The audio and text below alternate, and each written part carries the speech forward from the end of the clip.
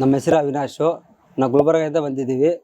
ನಾವು ಈ ಕಂಬಿ BJ ಗ್ರೂಪಲ್ಲಿ ಕೆಲಸ ಮಾಡ್ತಾ ಇದ್ದೀವಿ. ಕಂಬಿ ಕೆಲಸ ಮಾಡ್ತಾ 8 ವರ್ಷ ಆಯಿತು. ನನ್ನ ಹೆಸರು ಗೋಕುಲ್. ನಾನು PJ ಗ್ರೂಪ್ಸಲ್ಲಿ ಸೀನಿಯರ್ ಆರ್ಕಿಟೆಕ್ಟ್ ಆಗಿದ್ದೀನಿ.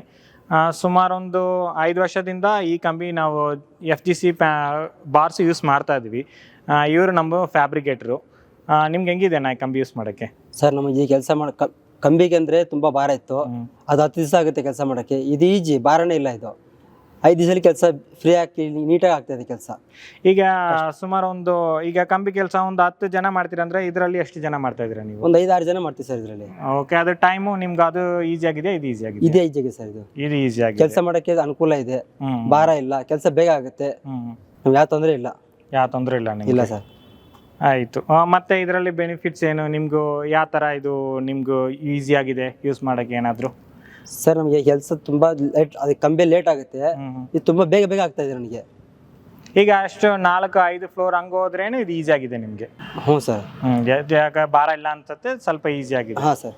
ಅದೇ ನಾವು ಈಗ 5 ಫ್ಲೋರ್ 6 ಫ್ಲೋರ್ ಹೋದ್ರೆ ನಾವು ಕಂಬಿ ಕೆಲಸ ಅಂದರೆ ಕೆಳಗಡೆ ಕಟ್ ಮಾಡಬೇಕು, ಅದು ಸ್ವಲ್ಪ ಕ್ರೇನ್ಸ್ ಎಲ್ಲ ಬೇಕು. ಬಟ್ ಇದಂದರೆ ಏನಿಲ್ಲ, ಒಂದು ಮನುಷ್ಯನೇ ಕ್ಯಾರಿ ಮಾಡ್ಕೊಂಡು ಹೋಗ್ಬೇಕಾಗುತ್ತೆ. ಸೊ ಅದು ಸ್ವಲ್ಪ ಈಸಿಯಾಗಿ ಆಗಿಬಿಡ್ತಾ ಇದೆ. ಸೊ ತುಂಬ ಈಸಿ ಇದೆ ಇದು.